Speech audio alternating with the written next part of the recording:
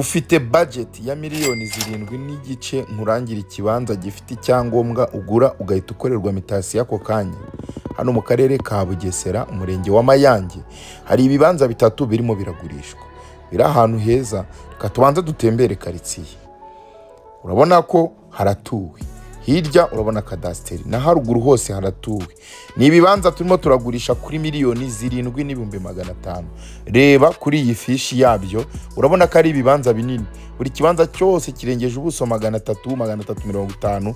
Ni ibibanza binini. Aho biri amazi umuriro birahari. Miliyoni 7.500 nuzizana turahita tugukorera mitasiyo y'ikibanza hano mu karere ka Bugesera umurenge wa Mayange akagari ka Gakamba aho bita mu Gacubiro. Nimba uzi iyi centre ya Gacubiro neza ni nyuma yayo kuri uyu munara. Niho hari bino bibanza birimo biragura miliyoni 7.500.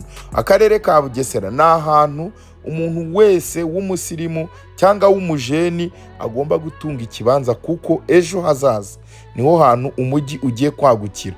Niba rero nawe ufite miliyoni 7.500 zizane tugukorere mitasiyo ku kibanza cyiza kiri ahantu hatari kure y'umuhanda. Reka duturukane ku muhanda, hano ku muhanda wa kaburimbo uragenda kilometero 1 urabugeze kuri ibi bibanza. Urumva ko ari ahantu heza. Mpamagara rero ngugeze kuri ibi bibanza bitarashira nawe witungira ikibanza.